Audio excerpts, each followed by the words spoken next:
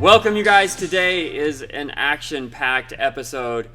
No shenanigans, meat and potatoes, steak dinner, all information, all goodies you can use. You're gonna leave with a full stomach and not as light in the head as sometimes. Begrudgingly, yeah. Begrudgingly. Exactly. So we have a topic today. There's been a lot of questions from students, even from friends of mine and whatnot, about some of the things that stop people from training. And one of the biggest things is injury and injury recovery. Now, anybody who's been training for any meaningful amount of time has probably encountered an injury. And oftentimes, too, when you're just getting started at parkour or any discipline, and you're experiencing that novice effect we were talking about earlier in last episode, about which is basically the concept that when you start something new, there's just so much to improve on. You're gonna experience rapid growth. Yeah, you're on like a bell curve almost, where you just like accelerate your training and your skill just skyrockets no matter what you do. Right. Like you could be with another novice coach in the sport and still get tremendous gains, assuming they're not a bad coach. Right. Yeah, you could injure yourself too early. Yeah. Yeah, so whenever you endeavor in something that's new, a new discipline, oftentimes you get this feeling like it is challenging in the beginning because you don't understand anything, but once you start to get a little bit of momentum, those gains come really quickly. And there's this concept called the novice effect, which essentially the principle is that you would start a new subject, begin to pick things up, learn really fast, and in that initial phase, and that could be for a while depending on how broad the discipline is, because sometimes you start something that's new and then it takes you 6 months, a year, maybe even 2 years before you sort of reach a point where gains become really challenging. And then sometimes this is faster, where if we're just talking about a lift, in the beginning you've never done like a back squat before, so you go through your first cycle of training, you're doing 6 weeks of training, and during those 6 weeks you're just getting gains, and you go through future cycles, and then those margins are less. Yep. Right. So that's the concept. It also applies to weight loss, right? Like when somebody who's just getting started on weight loss, they want to shave off 40 pounds or something like that, and then they start running. As soon as they start running or doing whatever activity they were deciding on for the weight loss, they'll see the weight drop off a lot quicker. Mm-hmm. And then once they finally get there, we hear it all the time, where it's like, I just struggled to get that last 15, or that last 10 pounds off, right? That's essentially the opposite end of the novice effect. Is they've been trying for so long now, their body's used to that stimulus. Yep. So now they need new stimulus in order to break through that last little barrier. Yeah, and I think weight loss is a really good example, because it's pretty easy to cut weight, especially when you've been, eating poorly or just not focusing on that. And then in the beginning, boom, those gains come really fast, and then they become more and more challenging to achieve. So I think that when it comes to injury, we're talking about that novice effect. You're getting gains, and sometimes you might drop out. Like I hear a lot of people who are like, I was training in this discipline in parkour or any other discipline, and then I got an injury and I stopped, or I can't train that sport because I have this injury and I don't want to work around it, or I can't work with it or whatnot. So what we're here today to talk about is, what are our hacks? What are our secrets? I mean, we've been training pretty much all our lives. In some way, I can't think of a time where I've gone without some sort of little tweak or, even bigger injuries that spans greater than a few months. I mean, you just end up going through these cycles where you tweak something. And even if it's not like, I tore my ACL or, Achilles or a shoulder injury or something more, had an accident or something like that, something not even that traumatic, you still end up with those strains and pains and little bits of irritation that might stop you from training 100% or acting 100% in what you do. And then how do we move through those cycles? And the first thing that I want to recognize is that if you're training at all, there is just a cycle there. Like, there are going to be peaks and valleys of how your body feels. And the first step of just acknowledging that that's okay, that happens. There are going to be times where you're working sort of with or around an injury, depending on the way you want to look at it. Maybe you strain your knee, your calf, your hip, your ankle, or something like that. Right now I've got a little bit of overuse on my right ankle, and so I'm doing some things to work with that. But I think that the biggest things I want to talk about initially is just one, acknowledging that that's going to happen. So when you feel great, good, try and maintain it. Do what you want to do in that great moment, but realize that's not going to last forever. Yeah. There is a cycle where something else is going to happen in there. And then on top of that, really, once you acknowledge that there's a cycle that's going to occur, it's about mitigating the damage that occurs in that cycle as much as possible. And a lot of that comes from just listening to your body and becoming more and more aware. You talked to me about this, but the longevity of someone who moves or trains is definitely strongly correlated with how well they can connect with what's going on with their body. Yeah, I would like to say a follow-up to your first point thing that the cycles. Yeah, well, the cycle that like injury does happen. It is pretty natural. That being said, you shouldn't be like, well, it's been now 18 months since I've rolled my ankle and like tore some ligaments. That's like, you shouldn't be like tracking like, oh, what, 18 months, tore ligaments, there it is, check, all right, cool, I'm good for another 18 months. That's not quite what we're saying. No, what we're saying is just that like, if you feel really great and you're like, oh man, everything I hit is just like solid and everything is, my technique feels perfect, my power and my energy levels are nice and high, I'm getting great sleep. Just know that like at some point you're gonna go for something and you're gonna be like, my knee like didn't really like that. And it's not, it doesn't ever have to be catastrophic. Hopefully it's not. Hopefully it is something that you just like, you wake up and you're like, ooh, my knee's a little grumpy today, right? Yes. And that's the extent of your injury or your training hiccup, if you will. Right. And I that's listening. I think so much of that is listening to your body and understanding the early warning signs. Yeah, exactly. Which to your second point is the big thing with a lot of novice athletes, and even we see this a lot with a lot of really talented elite level athletes, because they just didn't. This is a compliment, by the way. They just didn't go through the same grind that the non-talented athletes had to go through to get to that elite level. So as a result, they didn't have as much trial and error and experimentation that they had to do.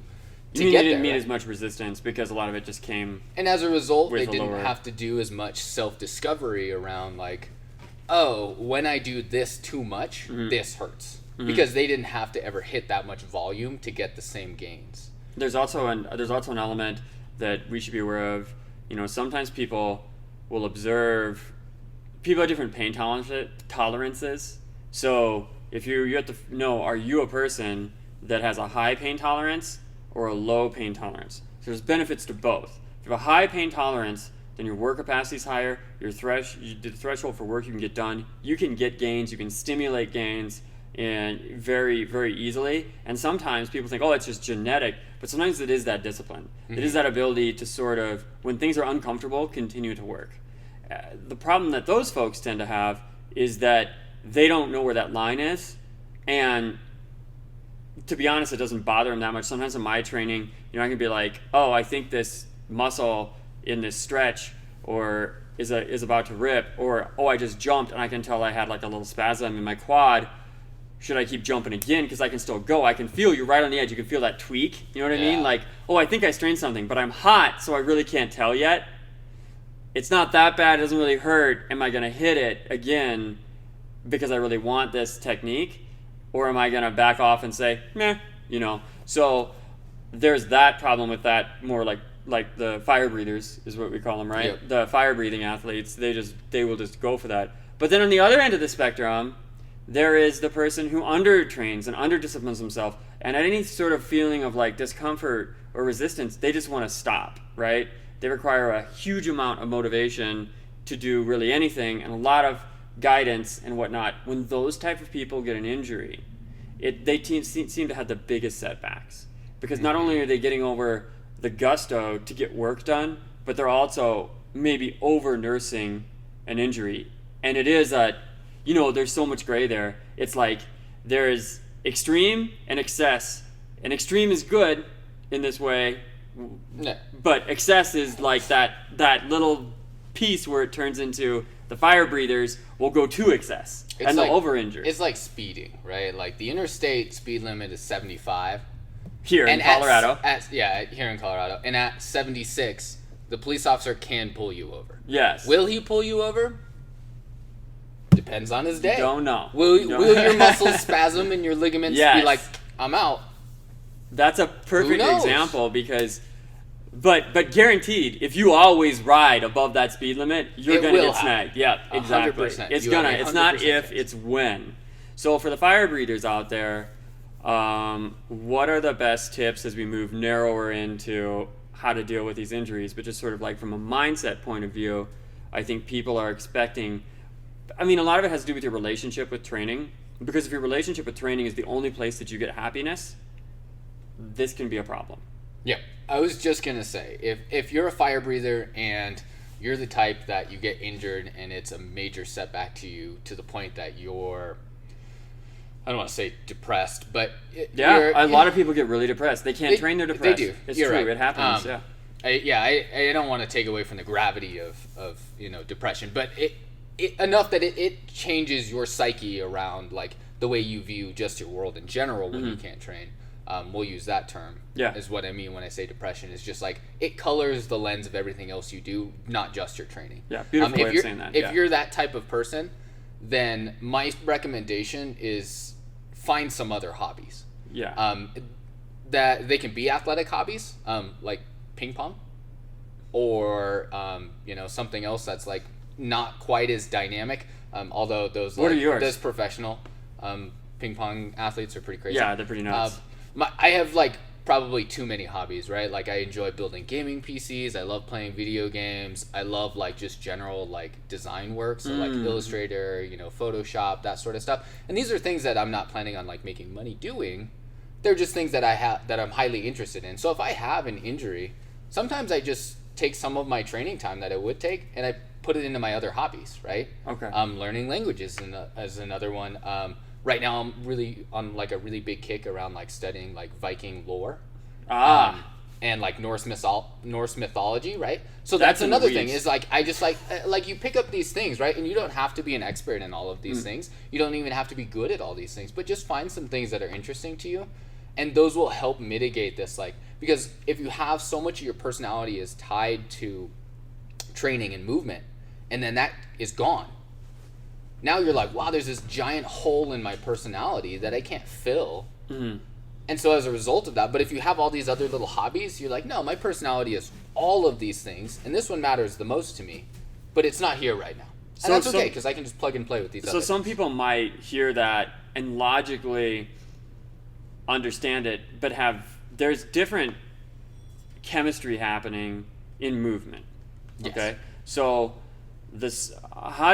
what is something that's more intermediary, something more in the middle that you do that, and I'm just going to cut some of the easy ones off. I'm going to push you a little bit because I think there's more, because some of the easy ones are like in theory this sounds great. Let's say you have your activity that you're really working on, right? So that could be jumping, it could be something that's more of a power leaning thing, something that's more dependent on the total health of your body to do. And then logically, you understand that you should always be stretching. You should always be doing some strength training, some mobility work, some basically like preparatory or PT style work with your body. But if you don't find joy in that, this is very like, the gap is there. Like, do you understand what I'm saying? Like to go from I'm hitting big jumps, laches, I'm hucking big tricks, I'm moving fast, or I'm lifting heavy, and then to go from that to all I can do is essentially, leg extensions and work on my hamstring flexibility is like there is an obvious big gap there. And then to go into another domain completely, which I see often, is maybe someone's interested in photography and they do parkour, they do some movement disciplines, but they love photography, and they just give up movement in entirety. It's binary, right? They'll go straight to like, oh well, all I'm doing is, so some people, worst case scenario, you don't have anything. So I guess my answer is more related to the mental health of that athlete, around like those fire breathers not having that. Like, how do you stay in the right mental mindset of like creativity and pursuit, and that is find another hobby regardless of what it is, right? Okay. Like, so at the highest level, have some sort of redundancy, right? That's a great way to put it. Yeah. At something. Creative redundancy. Staring into the distance, whatever. But make sure that the only thing that makes you happy is not just training in a way that's highly dependent on you being a super high performer, right? Yeah, and I think that matters a lot. I think I think we all know that your mental health as a person matters, and doubly so as an athlete, because your mental health is a pretty good factor on how your nervous system relates when you go back to training, right? Like, if you're sad, your nervous system doesn't fire quite as well as when you're happy. So keeping in that right mental set.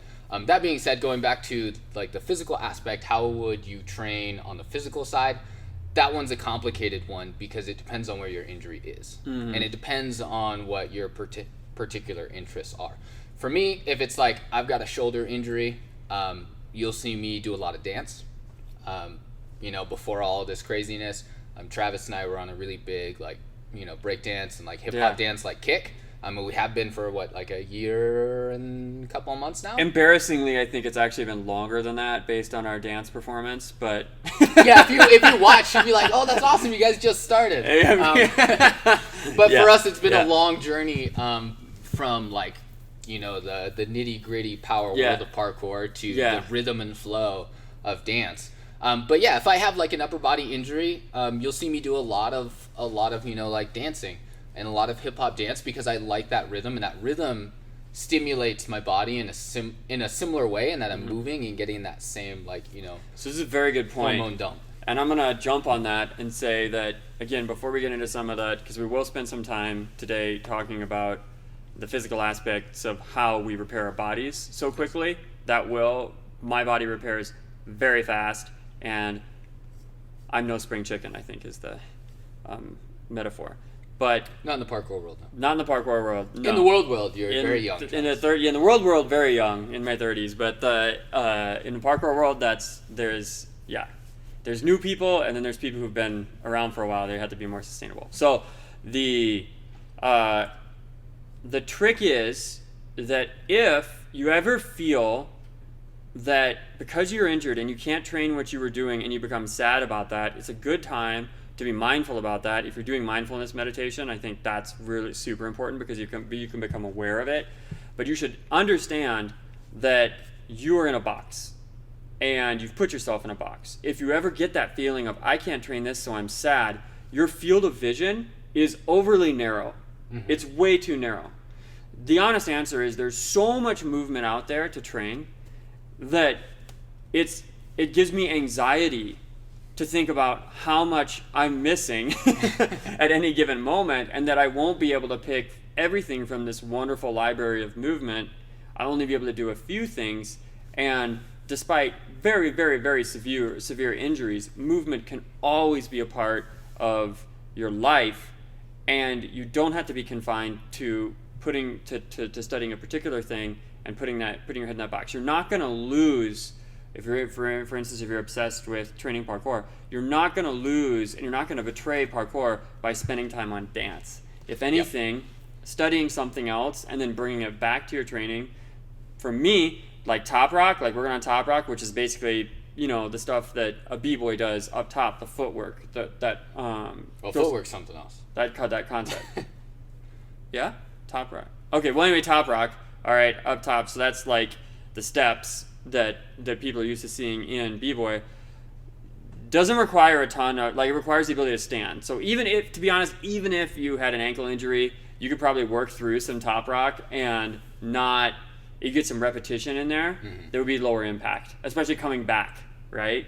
So if you top rock before you jump on a rock, your ankle will be better off, right? Because you can't go right to that high impact stuff, right?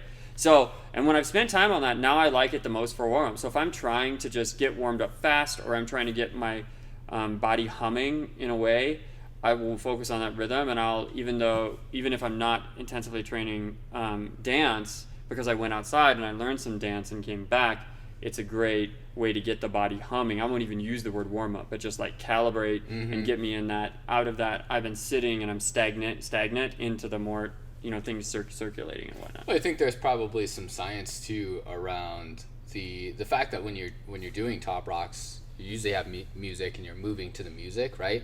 So there's a little bit of like, auditory cueing that you have to listen to.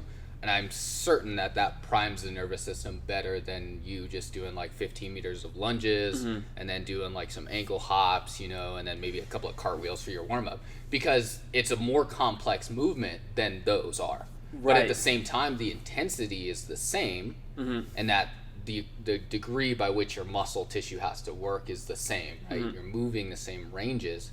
But because you have to listen to something else and engage with something else at the same time, it's arguably a better primer than a traditional warm-up is. Right, and it's a competence. And this is something that is just a freaking gem, which is if you've been approaching a discipline that's more direct like parkour, and you're like, okay, how am I going to warm up? And then you're like, okay, I need to warm up my ankle, so that means I'm going to do these ankle extensions here. I'm going to do the alphabet with my foot, like my PT told me. I'll get down, I'll do these wrist things, and then I better do some like sissy squats, which are like knees over toe squats, and those sort of things.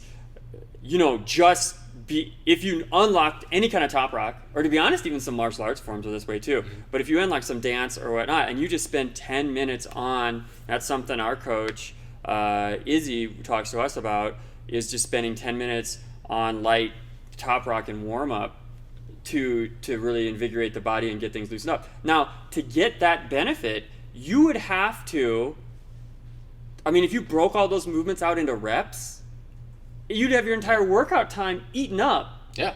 You wouldn't be able to get it done. So enhancing these competence, the competence that you can bring back to your training, is something you can definitely focus on an injury. Because a limiting factor in that is your understanding of rhythm and timing. And you have to be very injured to not in any way work on rhythm and timing.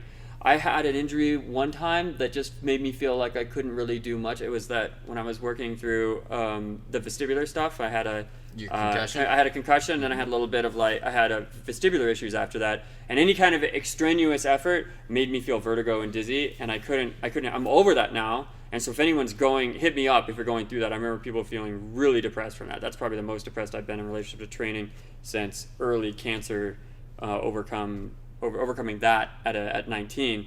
But I worked on drums. I took drum lessons because I knew I needed to understand rhythm and tempo, but everything was just, a little bit was almost too much, and I wanted more volume.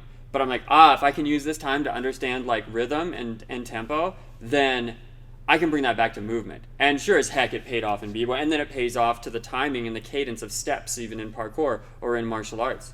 Like, that is, you gotta break your box and get out of it and find a way to be interested in something. So drumming, very close to movement because it's very close to dance, because it gets you some music in there too, so you're hitting different parts of the brain. And again, you can do these movements where we're like ankle extension, hip raises. I'm going to sit in this position for a while. Yeah, we're not bashing those. Not bashing those. I'm going to talk about the value of those in a second. But if I'm working, top rock, and I get used to my steps and I'm moving, right? And even that is about as impactful as walking vigorously, right? But the complexity and the depth, so much more. You can attest to it. Yeah. Right? Oh, yeah, absolutely. The number of times that we've been doing like a dance choreo and you're just like, I know what I'm supposed to do, but I just can't do it. Like I'm literally like foot there, and it's just not doing it in the right timing. Yeah, it's complex stuff. But it's not high exertion. It's not high exertion. Well, it can be, but you definitely will work up a sweat, but at the same time, it's a very different modality than traditional parkour training where you're jumping, right? Like there's not a lot of impact. There's not a lot of, depending on what you're working on, there's not a lot of like power output that you need, right? Mm-hmm. But the intensity or the complexity of movement can still be there. Okay, so I'm gonna bring it full circle. Leverage the novice effect. So if you're injured and you're Yes. very focused on one sport and you feel like you're in a box, do not give up on your activity, your sport, your discipline, your passion. But go out into a different field with the intention of bringing it back in the future. And you may fall in love with that other field and have two passions. That's awesome. Do it. Good for you. But don't feel like you have to give up on it. Leverage the novice effect. I think that things that are very close to, if we're talking about parkour, if you're doing tricking, if you're doing martial arts, if you have some other sport, these are very close sports. Learn the fundamentals in activity disciplines. Learn in arts. Mm-hmm. Learn the activities in the others. So if you're doing b-boy, you know what, and you get injured, it may be time to come work on some parkour. Learn balance. Learn strides. We all know that you could spend a very long time as a beginner focusing just on your footwork on strides and just the skill of balance. Very low impact and can be very therapeutic. Hanging. If you probably aren't hanging if you're a b-boy. Yeah. So you can start to work on hang. Open up your shoulders. It'll help you when you're upside down in the future and mobility. Likewise, if you do parkour, then maybe now it's time to understand the rhythm and tempo that goes into b-boy. And if you're so injured or something's going on or you're just not inspired by that, I do think that understanding drumming or rhythm and things like that is the next closest thing. That musicality. If you understand musicality, you can find more harmony in your movement, just your physical practice as well. Because that excited me about b-boy, like the music stuff. And I feel like hit a note for you too. Yeah, absolutely. Yeah, and I mean, we could probably ask an anthropologist, or a history professor more specifically, but a lot of early human expression was always, in terms of movement, was always accompanied with music, right? Yes. Like our early storytelling was accompanied with music. Mm-hmm. Our early dances and movements were accompanied with music. So there's something biological that you moving to music just happens. There's a reason why we like working out with music. Mm-hmm. And there's a reason why we like just training with headphones in and just like vibing and just going through our flow, right? So dance is just a natural extension of that. It is. And sometimes I feel like martial arts, with the exception of like capoeira, which also involves music, Yep. but these are also strongly correlated from an anthropological point of view. They're strongly correlated with non-written transcription of culture. Yeah. So when we don't have writing in culture, we find other ways to throw it in. Okay, so there you go. Hopefully if you've been listening to this and you're like, you hurt your big toe or something. Actually, funny enough, I think I had a buddy who hurt his big toe recently. So if you're listening to that, this is what you should work on. Don't feel like your option is your sport or sitting there and stretching, which I'm doing right now and I love it. But sitting there and stretching and doing PT there's a time for that too. There's a time for that too. But there's more to be explored. Don't be sad. I guess, yeah, to put that in perspective, leverage the novice effect. If you're a parkour athlete or you're a breakdancer or whatever, and you've been in for many years, and let's say you're at the intermediate level, and it will take you a full year of training to get to the advanced level of training, right? These are just broad terms I'm using. Of another discipline. Yep, a whole year, right? There's 12 months. But in order for you to get basic competence in dance, it would take you 3 months, right? So 1/4 of the year. And then to get basic competence in, say, Tricking or something like that? tricking. Yeah, tricking is great. That's another 1/4 of the year, right? So the 1 year that you would have spent on parkour to get you from intermediate to advanced could be spent getting you basic competence in 4 different modalities or sports that could then tie back to parkour, so that when that year is over, maybe now it only takes you 6 months of dedicated training to get to that advanced level. So that's if you're injured, leverage that effect to essentially increase your basic competence in a wide range of different modalities, rather than just being so focused in one. And that being said, if parkour is your one and done, that's like your spirit animal, you're not betraying it by focusing on something else for a little while. And you don't have to give up on it. I think that's a really big thing. I see a lot of top level athletes just trash it, just throw it out because they can't taste it anymore without having tasted it like they tasted it before, right? If that makes sense. Their palate is so tuned to that. Those are excellent points, and I think we'll leave the mindset stuff at that. Yeah, let's dig into and then let's dig into a little bit. Spend just a little bit of time here talking about the meat of the movement. And specifically what I mean is what are the protocols So then we just have this general, like, I think, injury prevention that that comes from being well-rounded, ironically, not burning out. All right, so these are your big principles in front of this is sleep, right? Diet and stress. If you can keep those under control, if you are missing any one of those, you are basically, driving above the speed limit. Yep. Right? So first you got to check that. Sleep, you have to figure out how much you need. For some people it's more, for some people it's less. All right, but it's probably not 4 hours. Yeah. I mean, I would almost even say, to keep it relevant, those are almost the tires on the car. Right? Yeah. So the it's tread like, is like, don't let it wear too like thin. if you ain't getting good sleep, like one of those tires is wobbling, and eventually it's just gonna whoop off, right? And like it's not gonna be like you get a ticket and a slap on the wrist. Sometimes the result of years of bad sleep stacks up to something pretty catastrophic. And I don't want to scare anybody by being like, well, it's the boogeyman. But it's serious, Yeah, right? Like those things, Absolutely. if you're like, well, I've been getting 4 hours of sleep since I was 18 and I'm in my 30s now and I'm fine. I'm like, whoa. I'm just saying. Maybe You are. maybe got something in the back seat hiding there and it just Yeah. hasn't hit you yet. Yeah. And maybe it'll never hit you, in which case you're an anomaly. Right. That's what I want to say too. Is like you're not, if you're that case, you're like, I haven't slept well and I eat cheeseburgers every day and I haven't gotten injured yet. You are the anomaly, you are not like That's not normal. the rule. So Right. don't go give that advice to somebody else, and I would still recommend that you change that because that's just, you're taking a risk there. That's not worth it. Yeah, and so sleep being the big one. Easy hacks for sleep that I've found are, let's assuming stress is under control. Easy hacks for sleep are the blackout curtains. If you don't think you can afford blackout curtains, I just bought some blackout curtains for $7, the paper ones, the temporary ones, over at Lowe's, Home Depot. Oh, yep. So everyone can afford them. All right. The Eye mask is also, if you're like dirt cheap, you can just buy a blackout eye mask. oh yeah, good point. Just like blindfold. It's definitely, it can be uncomfortable having something in your Yeah. face, but for travel, that might be a really great Yep, option. to cover the little lights. Like I use the electric tape to cover the little blinky thing on my smoke detectors. No phone glowing. Turn the phone on airplane mode. Yep. Get those like EMFs down. Don't sleep with your head next to your gaming PC humming with lights on the inside. Try and be in a quiet environment. There's white noise machines that can be used. Earplugs. Yeah, some people will do earplugs too. Making sure you're sleeping. It's better to sleep in a cool environment, Yep. even if you need some blankets or something like that. And then there are some things about circadian rhythms, which is like when you sleep, that says that there are probably better windows for sleep for humans, and those tend to be between like 10 p.m. and 2 a.m. And for a lot of people in our community, they're night owls. That's when they're up. That's when they're thriving.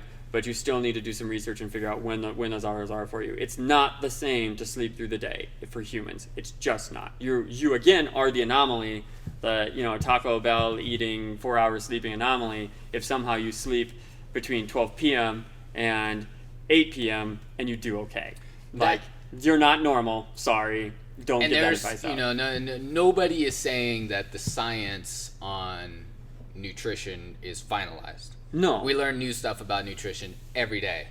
But we can say with 99% certainty that the Taco Bell diet is not the best one. It is a survival diet, not a thriving diet. Yes, there you go. That's a great way to put it. And it certainly would have an effect on survival. At some You'll level. survive. Yeah, you will survive Until in the you short term until you won't.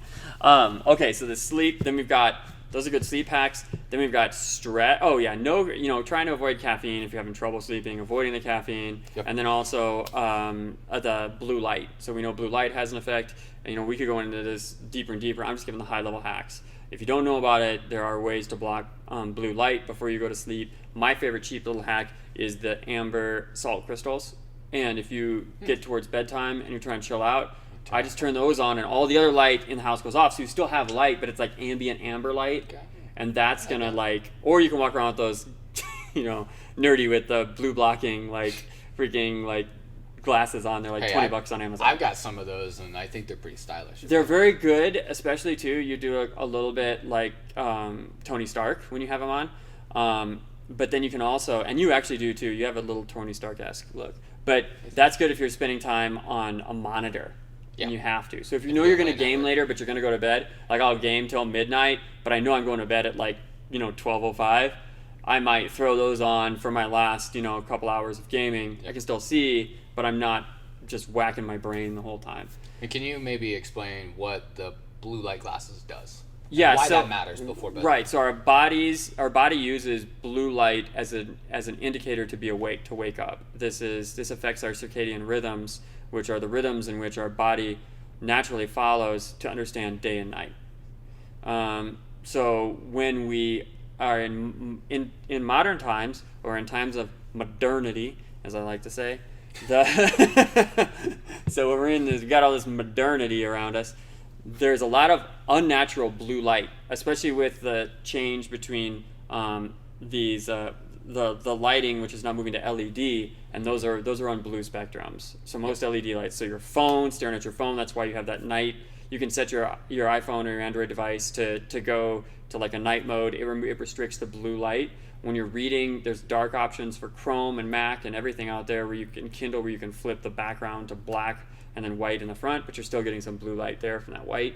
And so those spectrums, when they are missing, your body thinks the sun is setting and it's time to go to sleep. Yep. That's why it's super important. Stress. So there's some sleep hacks for fix your preparatory, fix your sleepy. For the stress stuff, this is going to get very complicated, so I'm not going to go into it because in a lot of detail. Yeah, but just give us some high level stuff. High level stuff. Okay, high level stuff for stress. Okay, the movement part is really important. A lot of people are hyper dependent on they're leaning maybe even too hard on movement to relieve stress. So just walking, being in nature, looking outside, being around a tree, and also being in some sort of positive relationship. Even if your friends are really not great to be around, you need to fix that. If they aren't lifting you up, you need to fix that. And that means, fix them or cut it loose for the most part. And even if you, the energy of just going to a coffee shop where there is a positive buzz, that's tough right now. But if you go to a place where there's a positive hum, even if that's go walking through Whole Foods, or whatever, even if you can't afford to eat there, the energy there is really like positive and great. So if you do a walk through Whole Foods, it doesn't matter as long as it in these times, if it's or like a bookstore as another really great example of like people who are just like there to learn and read and that energy, that quiet but like positive energy can be a pretty big impact. Yeah, when I was working from home a lot as a remote worker in 2016, even though it was more expensive for me to get coffee, so I would just get espresso, so I didn't blow all my coffee budget. I would do a pass every other day or whatnot through a nicer coffee shop and then just chat with the barista for a second. There's a lot of good, even if you're an introvert, there is still a ton to be gained from having conversations that are positive with people that you're not carrying a lot of emotional baggage with. Yep. Right? So those are really good hacks. A pet, if you don't have one. I have a family, and my family really wants a pet, but the maintenance seems like a lot of work. So yeah, so that, and then this is the opposite, right? We just said put on curtains and cover your stuff. And this is the opposite. We actually want some daylight, open the windows, fresh air. Vitamin D doesn't go through those windows. Okay, so that means spending 10 minutes of, if your skin can handle it, like me, I have to put on sunscreen even for this, but I'll even just like take my shirt off and be in shorts even in winter and wander around whenever if the sunlight's out and it's like 2 o'clock, it's at its warmest, I'm like, gotta suck it up and get outside, soak up some vitamin D, and that sun has an effect on things. Those are quick hacks. And you can't tan through the window. Well, you can burn through the window. You can tan through the window. Yeah. Yeah.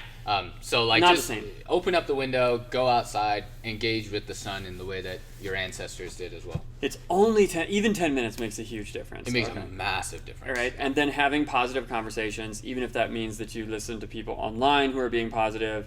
Some of those motivational YouTube videos are good too, but again, don't spend so much time in that hype cycle that you don't actually apply it, and then you become addicted to that stuff. All right, so that's your stress. Diet and nutrition is a huge subject, but we can say that removing stimulants, coming off of, we've had some coaches in the past that are going through a couple cans of like energy drinks a day, and things like that. Those are tools, they're supplements, they have a time and a place. For me, that's really driving at midnight, not my pre-workout. But some people need to get amped for that, so they do it. But reducing the stimulants, increasing just food that is, you know what it is. That's the easiest thing. Is like if it comes out of a box, if it comes from a jar, kick it out of the window if you can. If you see it and you know what that was, this is a piece of meat. This was obviously a vegetable. I could tell you where it came from, the ground or a tree. Cut that up, eat it, let that be 80% of what you eat. Your nutrition is probably going to be in a really good spot. Yep. So those are those preparatory factors. If those are off, you are just waiting for an injury. So as we move into the physical stuff, I think the common misconceptions that I want to bust, and then we'll wrap it up here. I mean, I'm aware of time for everybody, and we said this would be quick hacks. So let me talk real quick about the big ones I see for the physical side of coming off of an injury. One, doing nothing. That is absolutely the wrong idea. We see that a lot.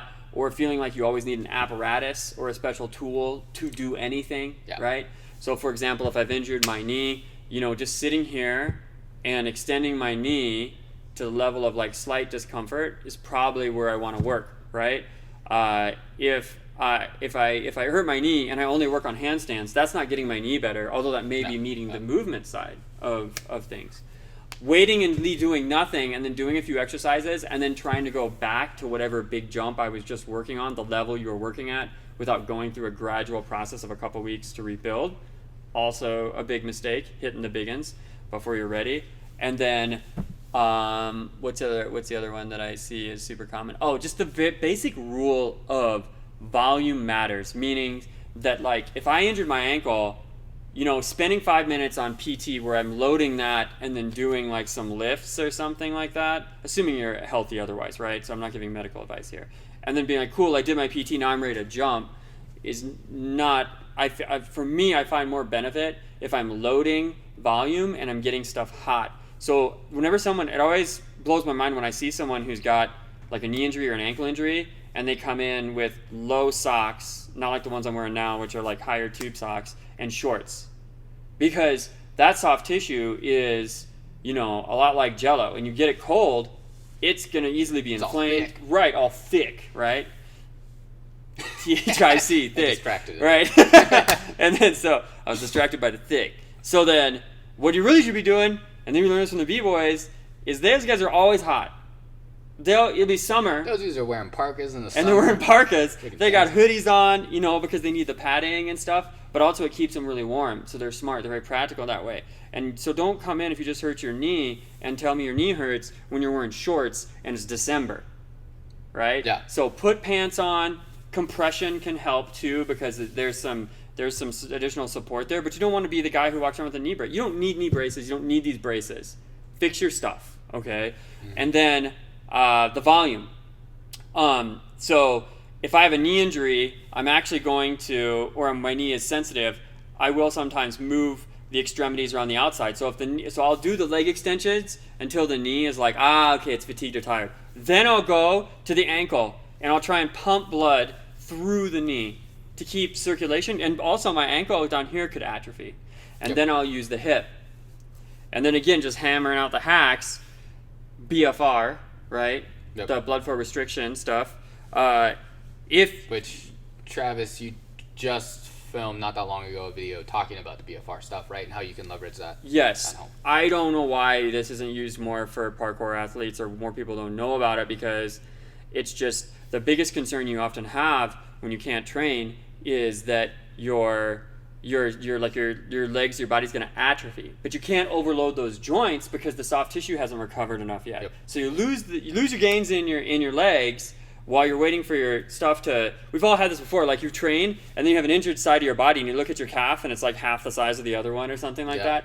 Early on I would experience that. But what the BFR does is it's a technique that allows you to increase the stimulus by restricting the blood flow to the muscles in like your quads. So you can do a bodyweight squat, which in the past would have been super easy, but with BFR and volume becomes actually pretty strenuous because watch the video. BFR is a hack. You cannot lose the atrophy. It's worth exploring if you haven't done it yet or you're not experienced with it. So I think the big three are avoidance. This is bad. Don't avoid the area that you've injured. Heat. It really helps. It does. Hot tub, hot bath, Epsom salt, Hot water. hot water, hot tub, hot water, hot shower.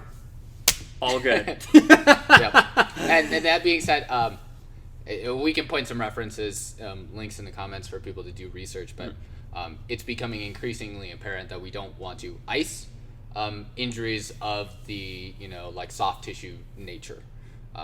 So meaning like if you rolled your ankle, icing it can help you a lot with the pain, if that's your thing, and if it's really excruciating, but it actually doesn't speed up recovery. And we won't dig into the weeds of why that is, but essentially the basic principle of injury repair is blood flow. Yes. Right? Increasing blood flow to that area. And circulation. And circulation and getting, all that gunk, for lack of a better term, out is kind of the name of the game. And ice slows it, restricts capillaries. It actually, reduces blood flow and circulation. And so that's why we want to avoid icing. That being said, we're not giving medical advice, so we'll point you in some references to do your own research. But the research does seem to be going that way. And I still get people who roll their ankle and the first thing they do is go grab some ice. Right? Rather than what should be the first thing they do on a non-critical, rolled ankle, where you just roll your ankle and you're like, okay, I gotta sit down, right? Like immediately, what should we probably be doing? I mean, when I feel like, I don't know, I'm curious as to what your answer is on that, because mine would be stop freaking training on it. There's that one's definitely implied is if you rolled your ankle and it's stopped you from moving in that instance, it should stop you from doing that again. But you should absolutely sit down to the side, and your very first move should be diagnostic. Meaning, that's very logical. I have my ankle, and I'm going to go ahead and just very slowly pull, right? And I'm looking for, is this just a rolled ankle, or was it something more serious? I'm rolling through here, and I'm like, ooh, it's tender, it's sore. But I'm also doing two things here. I'm also increasing blood flow to that joint, right? And I'm immediately, as soon as the injury happened, I'm immediately increasing blood flow to that joint and getting that circulation to go, so that I'm already starting the repair process. And just analyzing that. Yep. And then I decide from there. I'm like, okay, that happened. My training in this particular modality is done for the day. Yeah, and I think some of that's the wisdom. So the wisdom piece is what we'll end on, but I want to get the third thing, which is volume. So after you do the first two that I talked about, the second one being the heat, getting things hot again to get things circulating and flowing. The next one's going to be volume, and the amount of volume that you need, because most of these strength and injury issues are related to the central nervous system. Their CNS. If it wasn't because your CNS wasn't beefed up, it was also potentially because you wouldn't take enough time to beef it back up afterwards, right?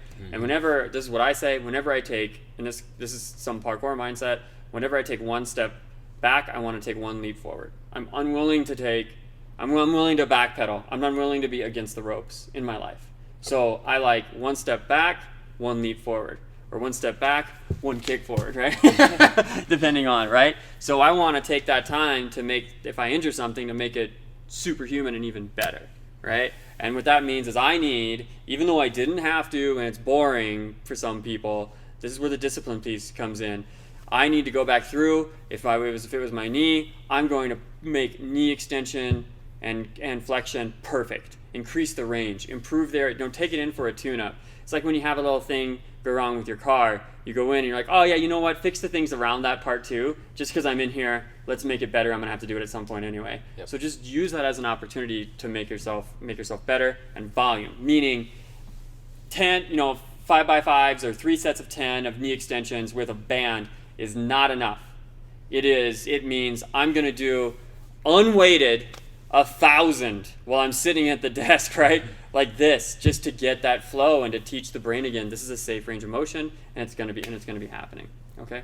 The wisdom piece, but as we wrap up, as I'm super mindful of time here, the wisdom piece, I think, is back again to that awareness, to listening, to understanding what the different cues are, to remembering the last time you were injured and what happened, both mentally and when you're thinking about, am I gonna go hard and risk injuring myself? Remember, how well prepared are you to handle an injury should one happen mentally? If you go for that jump, if you go for that trick, if you go hard for that long, are you ready to deal with the recovery side of that? Which has to be of a similar, there's a ratio there. I think it's about like 1 to 3 maybe or something like that, where you're going to have to spend time either with a recovery day or whatnot. And are you ready to spend that? Or are you just going to go hard until that, if you're a fire breather, until that flame burns out? Okay. And on the other end of things, what are you going to do to stoke that flame if you're of a less productive mindset, right? Yep. You need to get fired up. What are you going to do if you can't? Recently, my wife was talking about training. She's been a little bit out of training and whatnot, and she wanted to start training again. And just you're in that hump or that lull. Sometimes people get in that where they can't get training again. And what I told her was, wake up, do some mindfulness meditation in the morning. The simple exercise of the first thing you do in the morning is you go through the visualization of waking up, getting ready, walking into the gym or wherever your training space is, someplace that's easy and not complicated for you to think about training. And you go there, walk through your routine in your head, and then remember what it's like to feel like you're in that routine. And you can get stronger and stronger at training without training. Does that make sense? You're not doing the physical aspect, but the brain. We know that athletes do this who are high-level athletes. They go through their routes in their head, and we know the brain fires similarly to if they were actually doing the movement. So you can hack that yourself if you're just too lazy to go to Zumba. Right? Get up in your head, go to Zumba first, then see how it feels, right? You may be able to get over that mental hump that way and learn to listen to your body. All right. Any final tips? You guys hit us with comments if you have other questions on these, on any of the subjects that we've hit up. We're going to have some links in there. Colin's going to throw in some links. And then, just hit us with questions. We can throw in some advice. Decades of doing this dance. Yeah, right? And a basic tenet of us as coaches has always been, if we don't know, we're not going to BS you an answer. If we don't know, we'd love to learn. If you know, we would love to know your sources. So if you've got a source for something, please, comments or emails. We'll take all the resource. We love learning.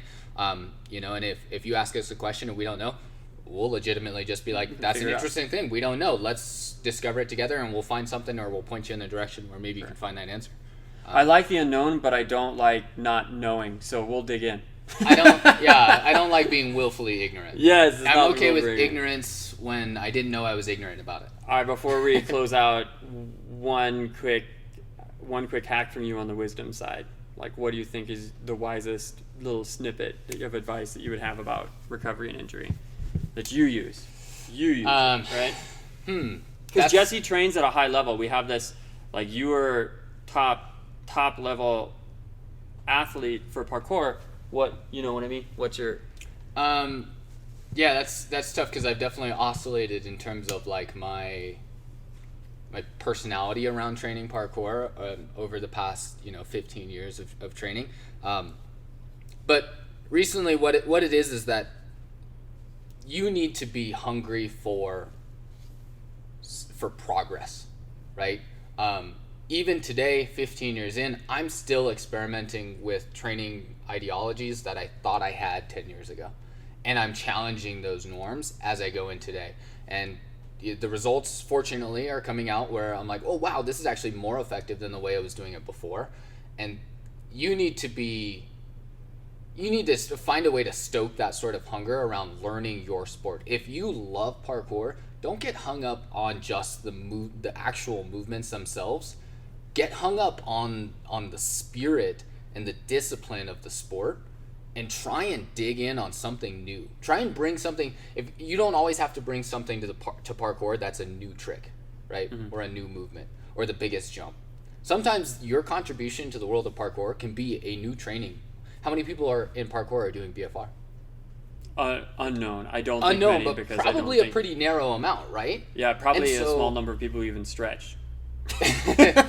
I think that one's increasing too, but as mobility becomes a more a hot term. Yeah. But my advice is find something else that you can also bring to the parkour world. Contribute to the knowledge base, because that sort of contribution matters to everybody, but also makes you feel a lot better. When your training is more efficient, it's just more time for you. Exactly. More time for you to do your other things. I think that's awesome. That, so in close, Jesse's bit of wisdom is bring that contribution. If you maybe aren't able to train, that doesn't mean you can't help other people. That doesn't mean you can't bring something to the table. And if you're feeling down about something, one of the things that I've been pointing out and trying to work on more whenever I have a lull is just take a moment instead of focusing on you and focus on someone else.